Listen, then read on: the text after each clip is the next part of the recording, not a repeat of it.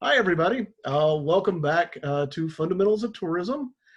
Today, we're going to talk about something you're probably all familiar with. This is this chapter of the tourism book. We talk about the hospitality industry. And with me today, helping out, I have Christy. Say hi, Christy. Hi. Hi. Hi. And Christy is an expert at all of this, and she's told me that she wants to take over and do the lecture, and I'll just sit back. So, Oh. okay, so I'm going to go out of order with this. The book goes hotel industry, then restaurant industry, then meetings and events. And I'm going to do restaurants first. And then we will talk about hotels, and I'll save the meetings and events. I'll do as a separate lecture because I think it may get too long. Okay, so let's see. Hospitality related services. So we'll talk about food. Though this is a chart from the book, just sort of spreading out or explaining the structure of the industry. So on the far left, we have fast food restaurants, and on the far right, we have traditional restaurants. And actually, I'd say that this chart is really out of date because there are a lot of things in here that are not accounted for. There are things like contract food service, like a lot of food service is done at colleges, schools, nursing homes, and hospitals. That's a big industry, and it's not accounted for in here. And then there are other things outside of traditional restaurants, like kiosks and food trucks. These are newer, different trends that aren't really reflected in this chart, but this gives us an idea of sort of the traditional traditional structure of the restaurant industry. So on the left, we have underneath fast foods, we have independent and chain. And if you want to talk about part of the industry that's really changed or changing, there aren't a lot of independent fast food restaurants. It's just too competitive. If we think of fast food, we think of tacos or hamburgers or something like that. And I don't, do you want to compete with Taco Bell and McDonald's? They are big, powerful corporations. That's a hard foe to fight. You do see it in some specialty things like donut shops. There's still a lot of independent donut shops. But personally, I don't understand how donut shops stay in business. Christy, any idea how much a donut costs? You ever buy a donut? You ever go to Dunkin' Donuts? Like $1, maybe $2. Like $1. It's like they're like $1. You got to Yeah. you got to sell a lot of donuts to pay the rent. Truly, you're going to have to sell 4,000 donuts a month just to pay the rent, probably. And that's not making any profit or paying your employees. So I don't understand exactly how that industry works, but it does. And then the other part of fast food restaurants are chains. And so we have specialty restaurants like Taco Bell, which really kind of specialize in doing one thing really well.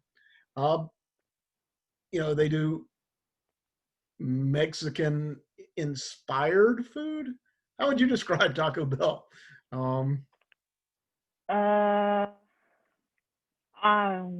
I don't know. I just know authentic Hispanic and Mexicans don't count that as Mexican food.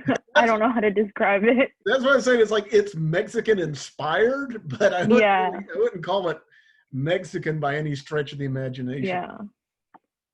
But we get specialty chains like Dunkin' Donuts and Krispy Kreme.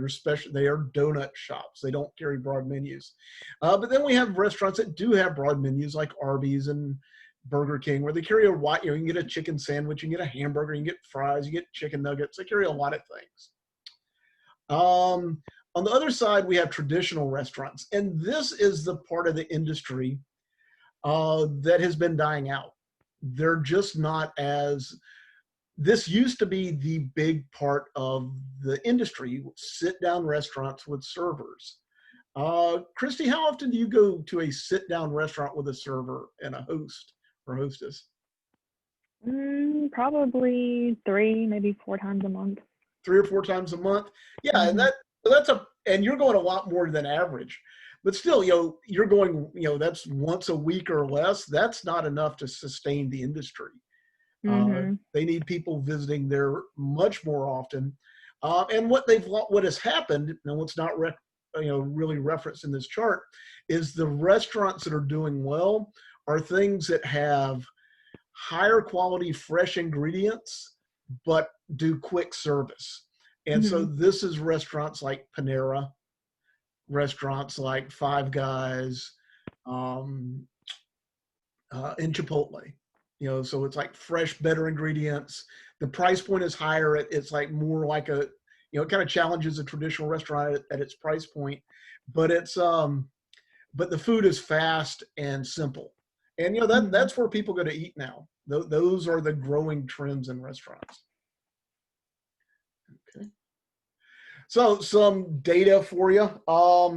Restaurant sales increase at about 2.5% a year. They continue to climb. Uh, Again, and I hate to stress this in every class, but we're in weird times. So all of you guys are going to get textbooks probably next year, the year after, where they're going to talk about 2020, and that 2020 wasn't a normal year. And so, like all the things about, oh, this is traditional growth rate for the industry, and this is what traditionally happens, none of that applies this year. So nobody knows what the numbers are going to look like for this year. But in 2010, for instance, the restaurant industry employed about 13 million people, which is almost 1 in 10 of everyone who's employed in the United States, which is crazy to think about. 1 in 10 of everybody in the country works in some capacity um, for a restaurant or the restaurant industry. Have you ever been a server or anything, Christy? I used to be a banquet server. Oh, yeah. So you've worked in the industry. Where were you a banquet server? At King and Prince. At King and Prince. Did you like it? Mhm. I liked it, but I didn't at the same time. It was a lot of heavy lifting, and I'm very small. I'm Yeah. only 5'1", and it's a lot for me. Yeah. Yeah. And that's the thing that I don't think a lot of people appreciate about the hospitality industry is it can be really physically demanding between Mhm. hours and just the physical labor that's involved. Mhm. Um, Other things about the hotel or the food industry that are kind of interesting.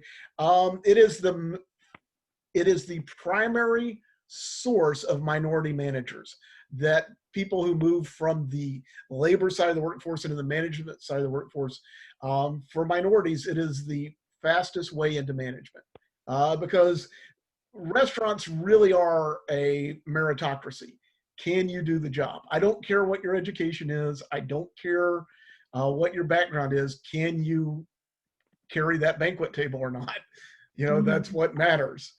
And can you put out 100 chairs in 30 minutes before you set up for the next party? And that's what matters.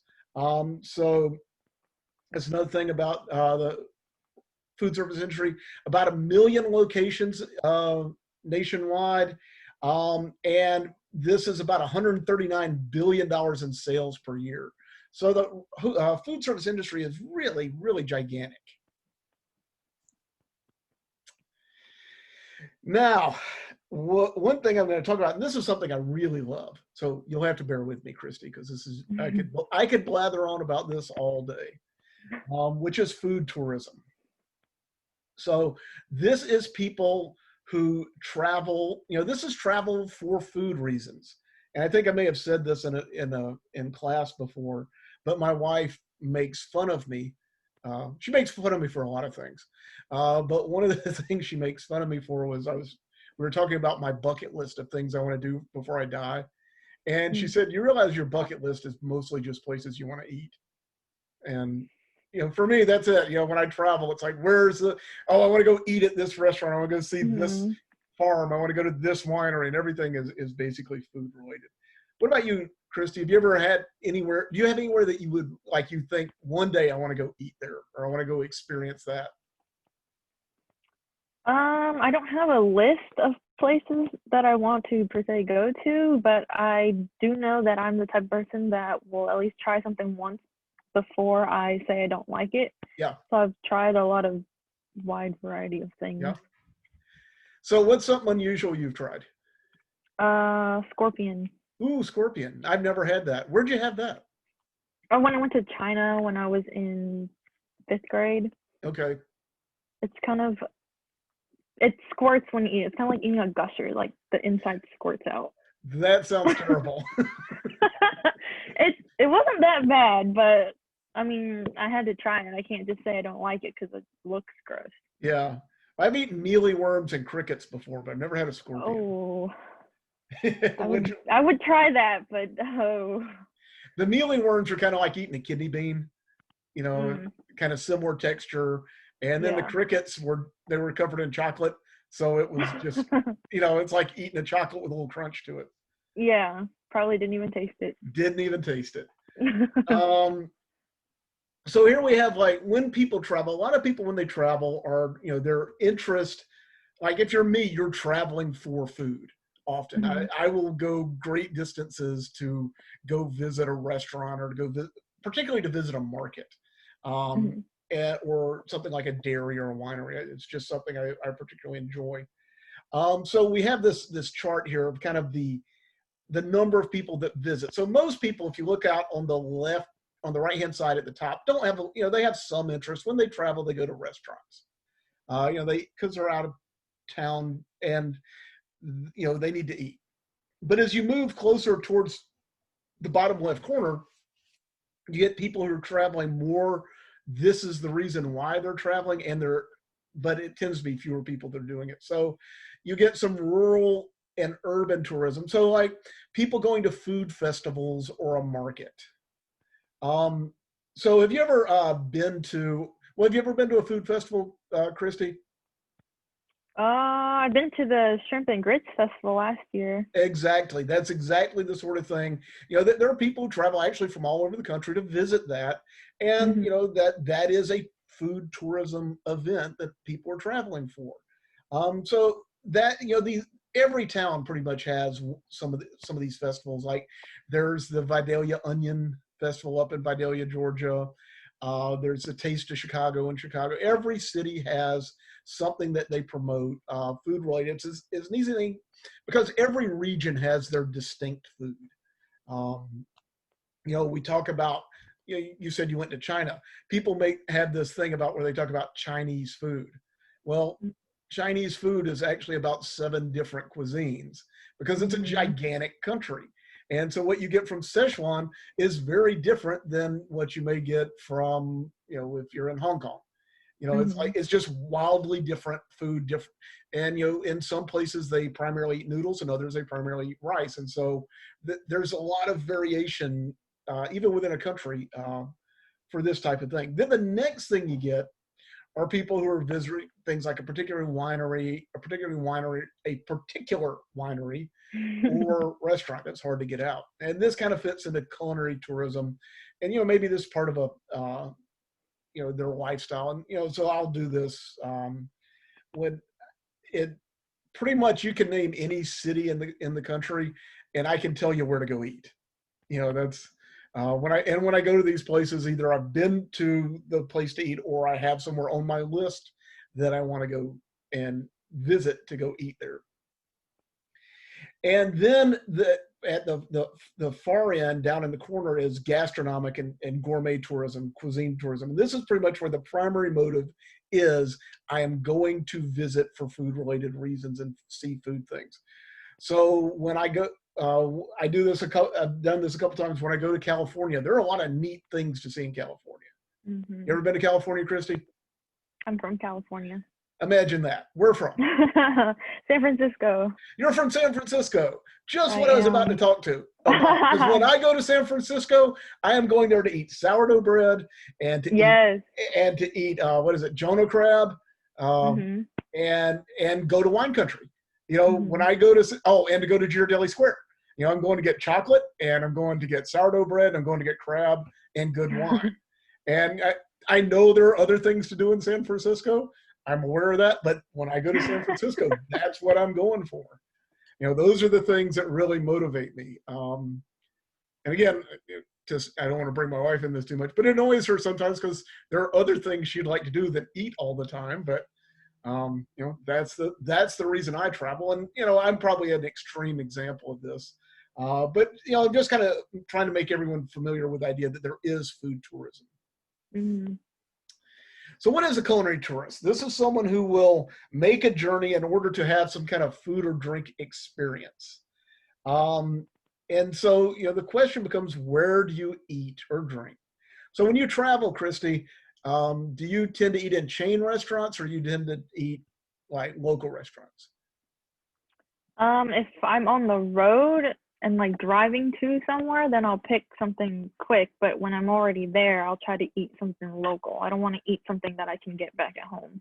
Right, and that's exactly the point. Now, I'm the same way. Most of the time when I travel, when I'm actually traveling, I will eat somewhere familiar because, like, I'm traveling, Mm-hmm. I'm busy, especially if it's work related. I'll go, for instance, to Cracker Barrel. I'm not a huge fan of Cracker Barrel, but the food's consistent. I know exactly what I'm getting. And if Mm-hmm. you're in a Cracker Barrel in Minnesota, or if you're in a Cracker Barrel in Arizona, from the inside you can't tell. Mm-hmm. It's the same. But when I'm visiting a place, then I want to have that experience about what's the local food got to eat. So some people are going to go eat at McDonald's. Just I took students on a study abroad to Paris several years ago, and the Mm-hmm. one thing that like 90% of the students did is they wanted to go eat at McDonald's in Paris. And Because they're like, it's familiar. yeah, but it's like, why? What? You're in Paris. You're in the greatest food city in the world, and you're going to go eat at McDonald's. Um, so this is available. Do you do that? And the reason you do it is because it's familiar, it's comfortable. You know what you're going to get, and your expectations are huge, but you're probably not going to be disappointed. Yeah. Whereas if you eat locally, you don't know. Who Mm-hmm. knows what you're going to get? Who knows what it's going to be like? Who knows what the local cuisine is going to be? Are you going to have to eat scorpions? Or Um, snails. or what? Or snails. Or snails? Where'd you eat snails? My grandparents used to make it. No. Yeah, I used to cook escargot a lot. Snails cooked in garlic Mm-hmm. and butter. Uh, Chewy, very good, but chewy. But it's one of those things that's kind of hard to convince people to give it a try if Yeah. they've never done it. Because once they hear snail, they're like, no. Yeah, hey, you're exactly right. No, no, I'm not gonna eat Mm-hmm. a snail. Mm-hmm. So an example of some of like every region, like I said, has their food and the things they're known for. So I put up here the state of Kentucky. Uh, One thing Kentucky's famous for, oddly enough, is their fried chicken. Kentucky Fried Chicken. Imagine that. Uh, but they have other things that when you go there, you should try because these are the things that they are known for. So one is country ham with red eye gravy, which personally I don't care for, but it's something they're famous for. You know what red eye gravy is, Christy? No, I've never heard of that. It's you cook the ham, you have the drippings in the pan, you add coffee to it to make a gravy, and yeah, so it's a coffee-based gravy. It's not my thing, but it's one of the local flavors. I guarantee and I guarantee you the people in Kentucky are saying, well, she ate scorpions, what does she know? It's like they have a deep fried sandwich called a hot brown. So it's like a ham and cheese sandwich base. It's basically a sandwich deep fried. uh, you know Mm. Another thing Kentucky's famous for is bourbon. They actually have the Bourbon Trail. You can go there and tour the distilleries, and this is a big deal. Derby pie and whiskey cake, uh, and also Woodford pudding. Did you happen to? Didn't we just have the Kentucky Derby recently? Didn't that just happen? Seem to see I that. think so. Yeah, I think that just happened a few weeks ago. And so these are all related, dishes related to, a big event in Kentucky, the Kentucky Derby, the horse race, a Derby pie, whiskey cake. Woodford is the official bourbon of the Kentucky Derby. Other things are known for cornmeal mush, barbecue, and then another Kentucky dish is brains and eggs, pork brains and eggs. Mm. Yeah, it sounds delicious. But every state has their thing. When I lived in Indiana, one of the local things was they would serve chicken and noodles over mashed potatoes. Hmm. And it's like this is a lot of carbohydrates. And Mhm. or if you go to Cincinnati, you go to Ohio, you get Cincinnati chili, which is a sweet chili with noodles in it. Hmm. Yeah, every state, every region has their thing. So, what's a Georgia thing? What kind of food do we have? What would people come to eat in Georgia? Grits. Yeah, I would say that's probably true. That grits are one of those things that we have that are a Georgia thing. What else? Mm.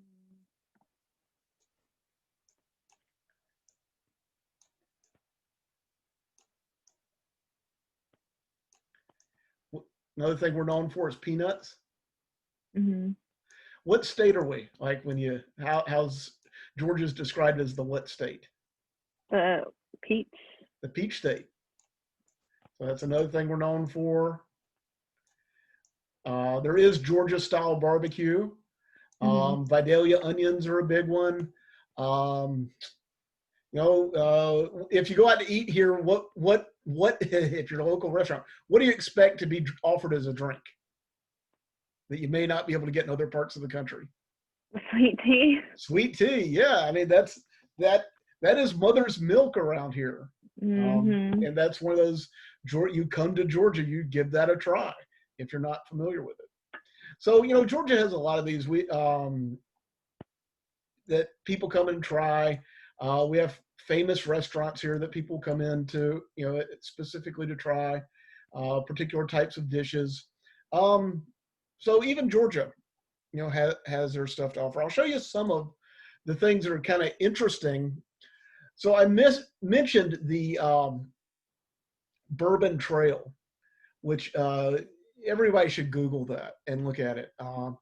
It's become really successful. There are bourbon primarily comes from Kentucky. It's actually Bourbon County, Kentucky, um, is where the name comes from. So people go there and they want to see where it came from. So you can actually, there's a tour now of the 12 distilleries where you can go from distillery to distillery. It takes about a full weekend. You go, you get free samples. There are a bunch of restaurants around there. Bed and breakfasts have popped up. It's really neat. But in this link, and everyone can click the link on their own. It's in the slides if you wanted to see it. The Georgia Spirits Tour. You can click this, and this shows you all the wineries, distilleries, and breweries in the state of Georgia. And the Georgia Convention and Visitors Bureau has created a website to help you put together a tour if you want to go visit them. And so some of these have actually become pretty big attractions. So, Christy, are you 21 yet? Yes. You are? So, are you familiar with Creature Comforts beer? Mhm. No. So, Creature Comforts, is a brewery out of Athens, Georgia. And in the last 2 years, they've actually become something of a minor tourist destination for a really kind of silly reason. Did you happen to see the Avengers Endgame movie? Yeah. Yes, I did. Okay. The Creature Comforts Tropicalia beer is the beer that Thor drinks to get fat. Oh wow. And so Oh my they filmed it gosh. in Georgia, and so they just used a local beer, and then everybody saw the beer in the movie, and so it's become a destination. People want to go try that beer. Oh wow. Yeah. Some of these others, culinary destinations. My favorite food market in the whole world, and I've been to food markets all over the world, is in Cleveland, Ohio. It's called the West Side Market, and it is Cleveland's an old city, and they have a lot. The market was created over 100 years ago, and so when the market was created, they had a number of different like ethnic vendors in there. So you go in there now, and there are a dozen different butchers, but there is a Polish butcher, and there's a Czech butcher, and there's a Mexican butcher, and there's a Chinese butcher. So if you want to get your traditional food from your area, in here they have a dozen different butchers, and they have a dozen different bakers, and they have people who do spices. They have 2 different seafood shops. They have a number of different cheese stores. It's amazing. It's all under one house, or all under one roof. And I I lived an hour away and would go there every week to go grocery shopping. Oh, wow. Pike's Place is in Seattle, and the Pike's Place fish market is, the fish comes in from the Pacific Northwest into Seattle, and this is usually the first place where it enters the U.S. Super fresh, super great selection, and it's become a big destination because the vendors there put on a show. What they're famous for, if you click the link, and I encourage everybody to do that, is that they throw the fish at you. So Oh, yeah, wow. so these are fish that are about 2 feet long, and the vendors will sit there and throw them back and forth over your head. Uh, Yikes. yeah, it's a little scary. Other culinary destinations, Napa, outside of San Francisco. Napa, San Francisco, the Bay, all of the Bay Area, all of that, the food's amazing. You have wine country, you have food that's grown there, you have San Francisco as a city of immigrants, where you have this fantastic mixing pot of cultures. You have the history of restaurants in America really come from this region. You have things like the Alice Waters, who created the French Laundry. Some of the great restaurants are in this region, and so it's a place people go to eat, to experience the food. New Orleans, another tourism destination if you like food. You ever been to New Orleans? No, it's on my list. It's a really neat place to go to, and the food is unique. Now, the city itself kind of smells like pee most of the time. Oh. Yeah, well, maybe that's just the French Quarter down on Bourbon Street. But New Orleans has a history that makes it kind of unique in that it was the city at the end of the Mississippi River.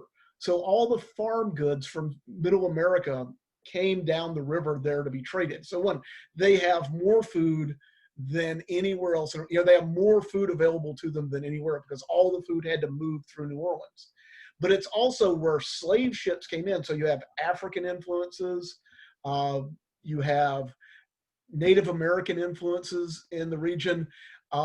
It was a French colony, so the food style is based on traditional French cooking. It's near Mexico, so you have the influx of things like peppers from Mexico.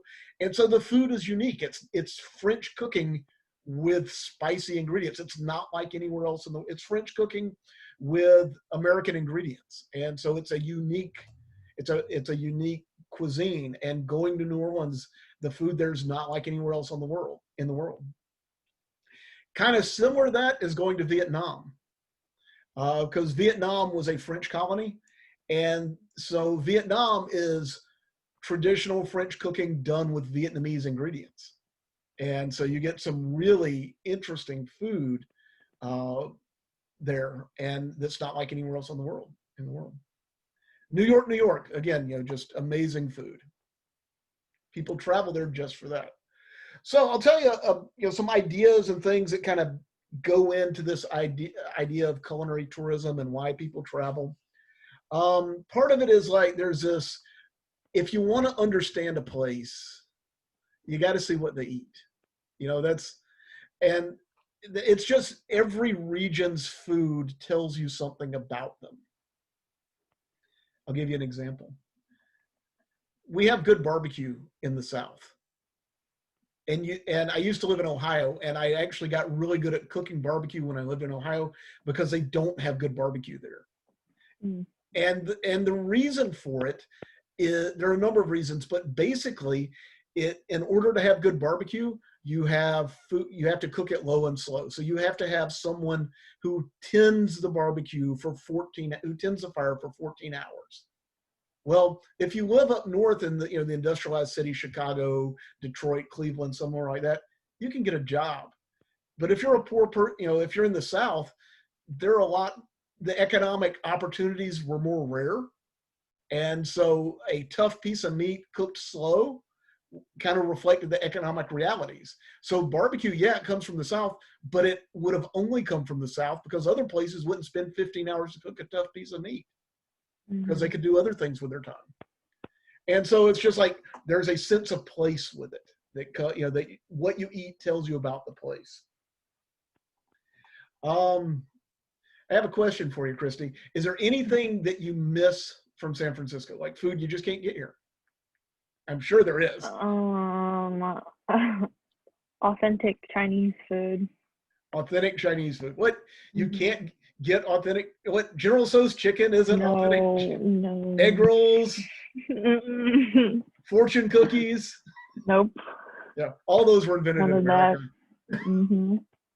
Yeah, it's completely different. And so, because of the Chinese immigrants coming into San Francisco, there's a long and established history.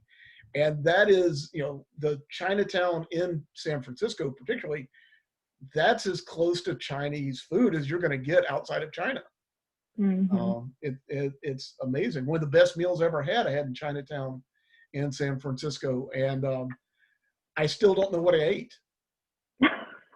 Well, a friend of Uh-oh. mine, I'm friends with a lot of chefs. A guy had recommended this restaurant. And I go there and he said, and we get there like 10 o'clock. There's a line out the door. We have to wait a long time to get in. You sit family style. So I'm sitting with people I don't Mhm. know. And the owner just comes around and says, "What kind of food do you like?" And it's like, "Well, I kind of like noodles. I like beef." And he writes something down. And he asks my wife what she likes. And he writes something down. And then stuff comes out that kind of matches what I told him I like.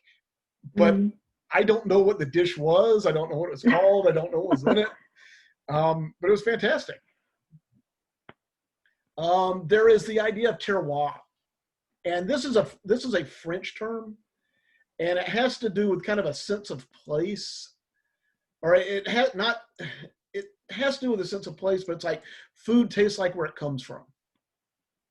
So, um, like I said, this is a French idea. So they feel that like certain cheeses can only be grown in certain or only be made in certain places in France because the climate and the plants that grow there and all those things contribute flavors to it that you can't get somewhere else. And so your food tastes like where it comes from. Um, One of the ideas about this with French cooking is all along uh, in the Loire Valley, which is a river valley that opens into the Atlantic Ocean. All the wines that are grown in that valley pair well with seafood because they're near the sea and like they grow wine. They make wine there that pairs well with the food they can grow, which is seafood. And so, like, if you want, and that's what the area tastes like. So that's another reason why people travel is like this idea of terroir. Like if you want real Chinese food, you have to go to China. If you want real Thai food, you have to go to Thailand because there's certain aspects of it you can't reproduce. Mhm. Um, Another thing, authenticity. When I go somewhere, I want to do what the locals do. Like I travel, I go to New York City and I go to eat at Sbarro. That's not a real Italian restaurant. I'm not that's I want to go get the real thing. I want to get I want a real slice of New York style pizza. And so, that's part of that. I want to do what's authentic. I come to the South. If I'm on St. Simon's Island, I'm going to go eat fried shrimp probably because it's what the locals, it's what the local area produces. I talked about food trails a little bit, like the Bourbon Trail, and there are a lot of these. Every state, every region has them, and they're worth looking at. Um, Cooking schools, people travel to visit cooking schools all over the world. Like if you're fascinated or interested in a certain type of food, maybe you go to France to go to the Cordon Bleu and learn to cook it, or you go to Venice and learn to cook Italian food or something like that. Then these last three are a little different. This globalization, hybridization, and differentiation are different than other concepts. Globalization, we can get anything anywhere. They're pretty much any ingredient you can think of. If you give me enough time, I can get it here. And probably in pretty good condition. So if you wanted a scorpion, I could probably get you a scorpion and take me a week or two. But I could bring one in. And there's nothing food-wise that I can't get. I remember working at Sea Island and doing a banquet, and the person wanted white asparagus, and it was out of Mm. season. And so we had it flown in from France because it was the only place we could Wow. get it.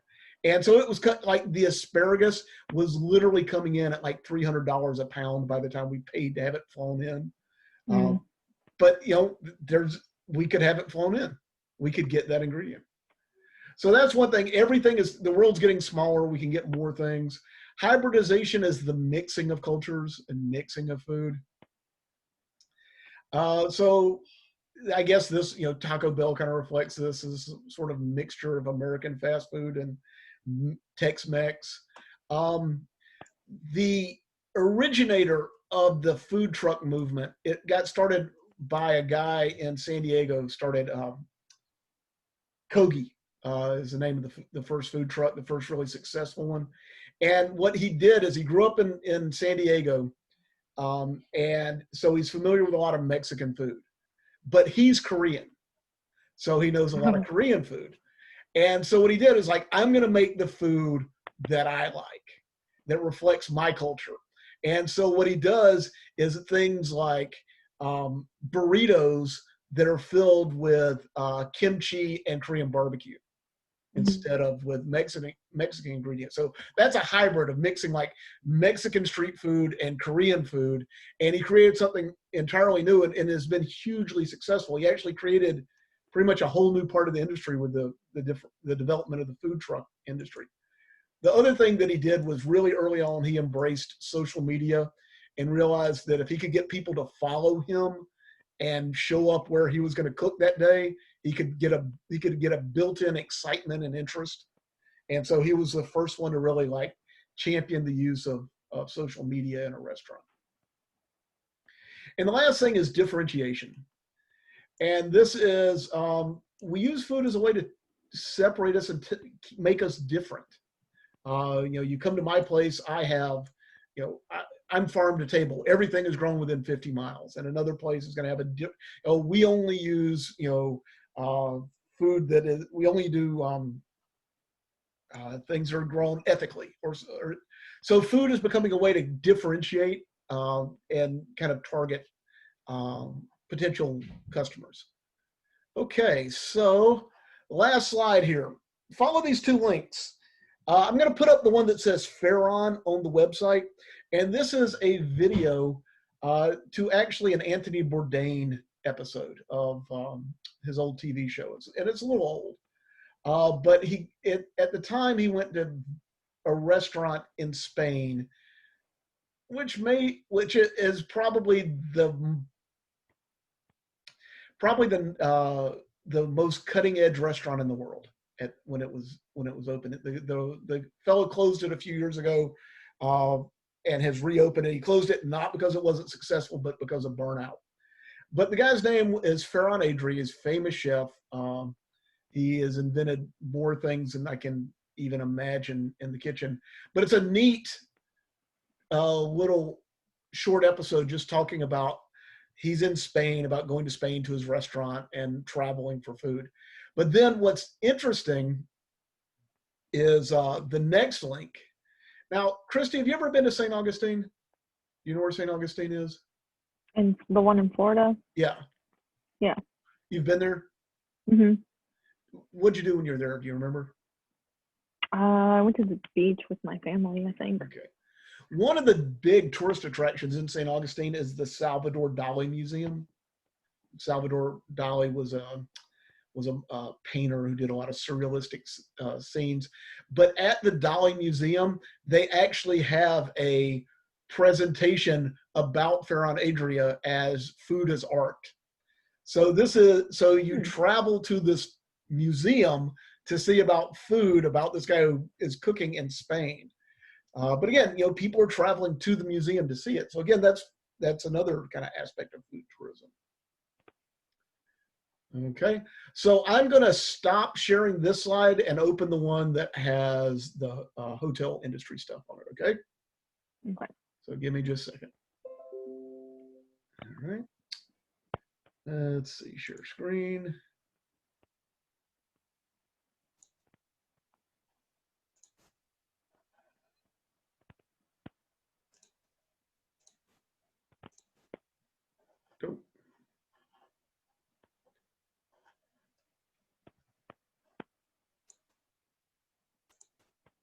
Okay, so what do you see, Christy, on your screen? The book cover. Okay, and you can't see my notes? No. Perfect. Okay, so here we go again. Mhm. So now we're going to talk about the lodging industry a little bit. And like I said, I'm going to leave meetings and conventions off. I'll do that as a separate lecture because we're already at 45 minutes. And so I've only got you for 15 more minutes. And then, um, so I'm not going to have time for meetings and conventions. So this, or at least I'll do that as a separate lecture without you, Christy, because you've been incredibly helpful and I appreciate it. So this little chart here is kind of showing the different things that are part of the hospitality industry. We've got the events, food, accommodations, tourism, transportation, entertainment, all these things kind of work together. You know, these are all parts of the industry. And we've talked about food service. We just did that. And we talked about transportation last week. So now we're going to talk about accommodations a little bit. And I'll also go and tell you, read the book because the book goes in deeper, talking about things like bed and breakfast, and I'm going to talk to in my lecture. So there is material in the book that you'll need to go over. And again, I think the charts that are presented are a little bit out of date. So what do you think is missing from this chart? What do you think is a part of the industry now for accommodations that's not reflected here? Anything stand out as missing? Mm.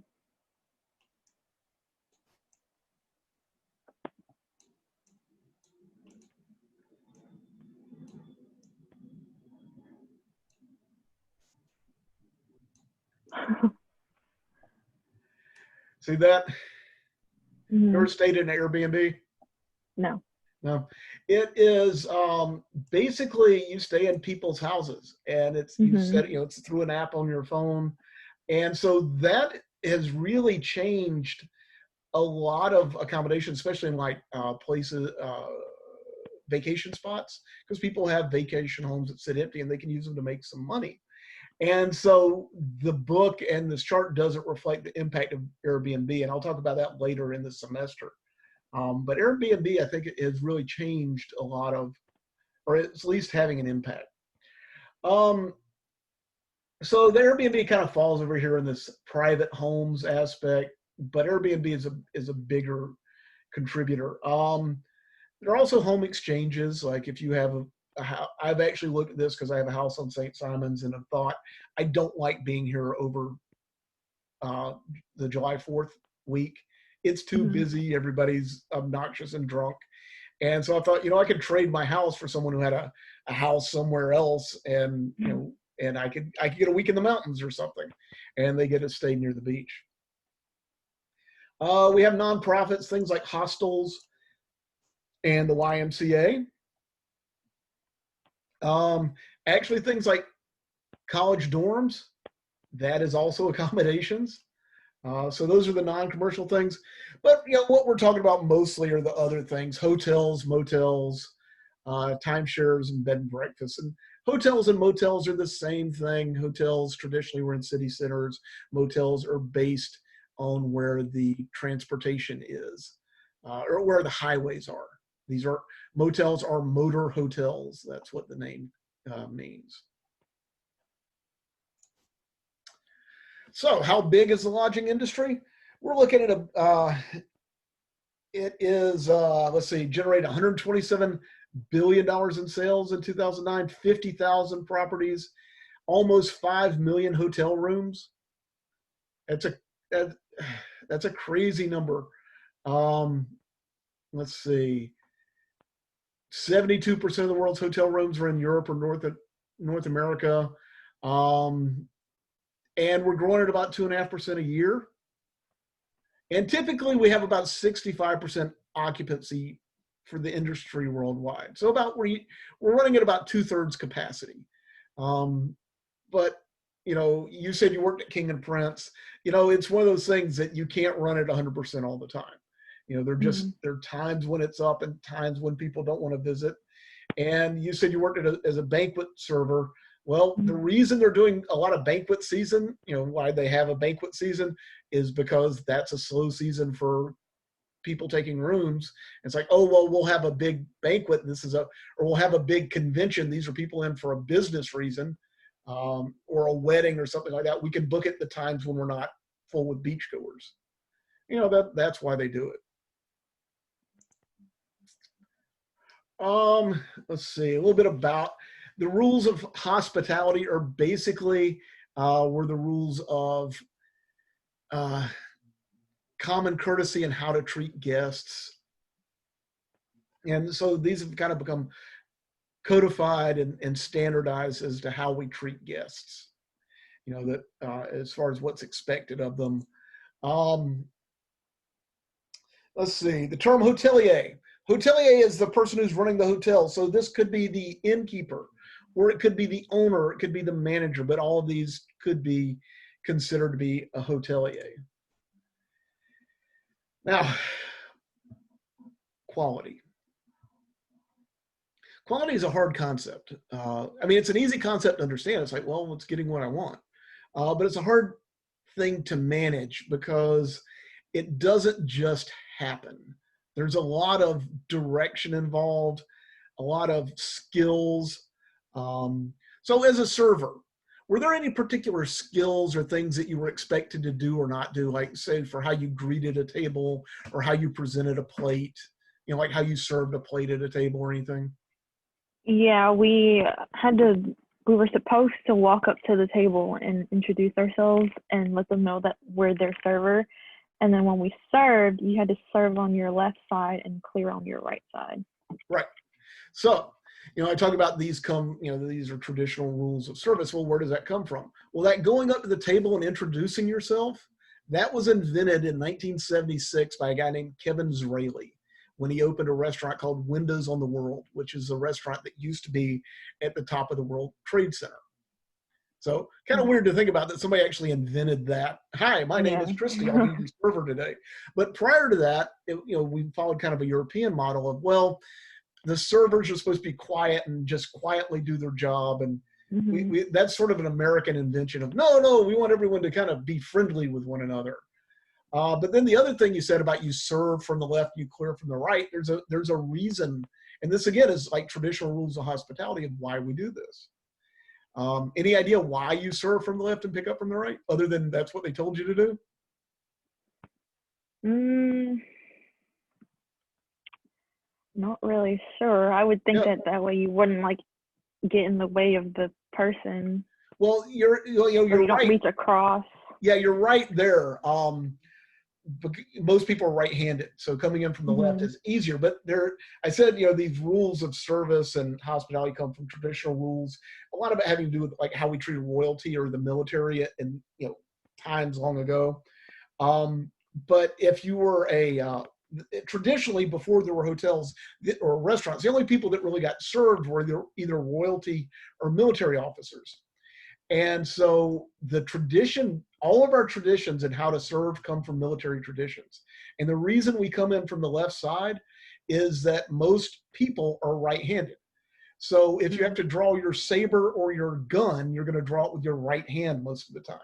So if you burned that person's right hand, you could end their career. Whereas if you come in over Okay. their left hand with the hot food, you're less likely to injure them. You're less likely to ruin their career because they don't use their left hand to draw their knife or their gun. And so that is the reason of why we come in from the left side. And so like there's all these rules in hospitality and service that we don't even think about anymore. We just do them and they're standard. Mm-hmm. Okay, so let's see. So trying to figure out what types of service a guest needs. We have like the idea of quality, like what is quality? What is going to reflect? Is quality having a hot breakfast in a hotel, or is quality having a continental breakfast available to us, or is it having a coffee maker in the room? It kind of depends. Another marker or indicator for what is appropriate qualities, and line level and benchmarking, these two go together kind of in this way of like, who are you comparing yourself to?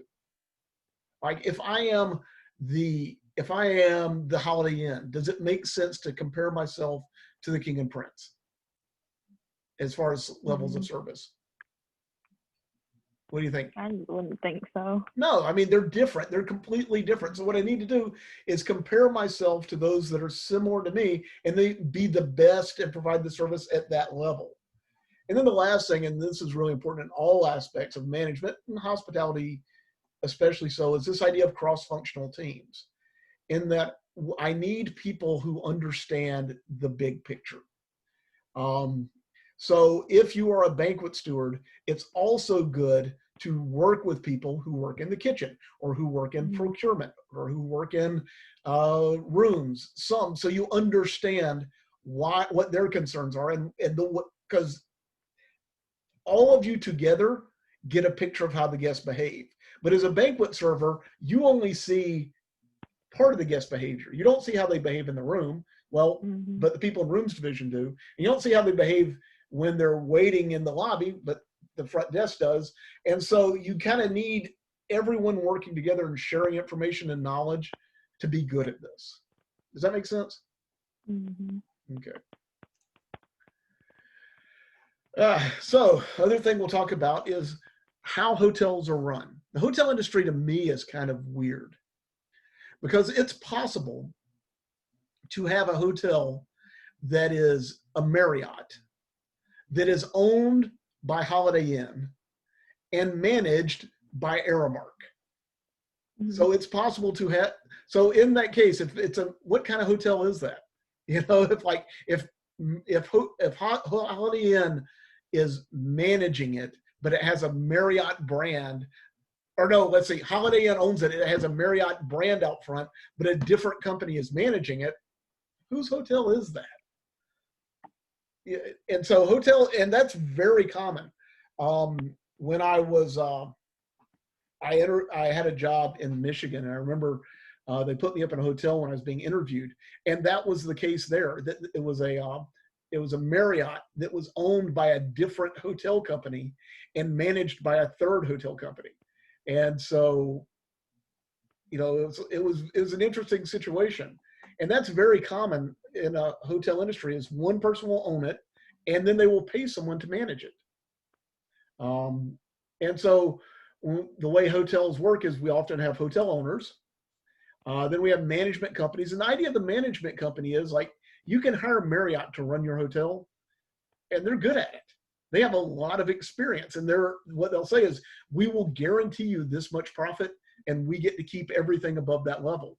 So if you're the manager, Christy, think about that. If someone came to you and said, "Look, you have a job, but I will do your job for you, and you'll get to keep all of your salary, but I'm going to do your job better, so you're going to get a raise. So you get to keep all your salary, and I get to keep everything above it, and you Mm, can just sit home and collect your salary." Would you do it? I would do it. Yeah, and so that's the way hotels are often managed. Is we have someone who owns it, they pay someone to come in and manage it. Franchising is another big thing in hotels, hospitality. Well, hotels, the Holiday Inn and McDonald's created franchising as we know it. You know what franchising is, Christy?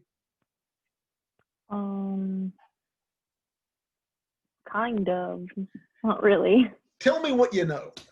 You like your Isn't franchising like the brand name? Or am I Yeah, wrong? it's this idea that you're going to operate a McDonald's, like you're going to open a restaurant, and you could Mhm. open one and run it yourself. But you could buy a McDonald's franchise, which Mhm. means they're going to come in and train all your employees. They're going to provide you with all your food and where to get it. And now you have to pay them part of your profits, but they more or less guarantee you're going to succeed. Now it's expensive for you to buy in, and you have to follow their rules, but you're going to be Mhm. guaranteed to make money. Yeah. But you have to do the things the way they want them done, and that's a Mhm. franchise. You're buying the name and the way of doing business. Okay, what else? So some numbers that are important for hotels. Have you encountered these in any other class, Krista, yet? Have you? Yes.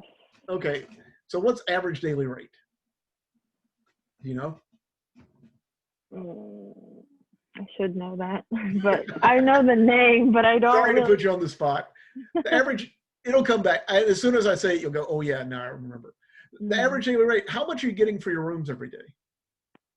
That's what it means. It's like, Yeah. because hotel rooms, we say they're $120 a night, but sometimes we charge less, or when it's busy, we charge more. And Mhm. so the amount that we actually get for the room is the average daily rate. The occupancy rate is the other number that matters a lot in a hotel.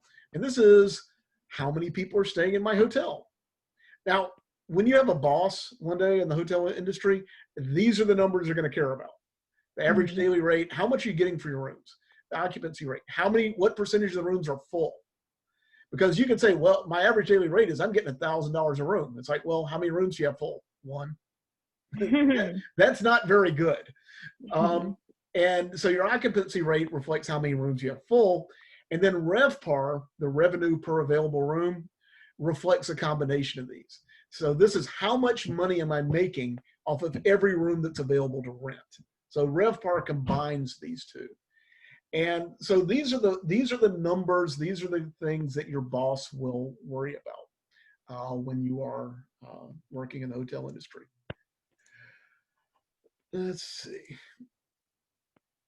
So that is an hour, Christy, and that's how long I told you you'd have to record. So I'm Uh-huh. going to finish up recording about hotels and meetings and events later. That'll be another. Okay. That'll be another uh, lecture that I'll put up. But thank you for joining me. Do you have any questions? Nope. Thank you for your help, and I really, really appreciate it. Let me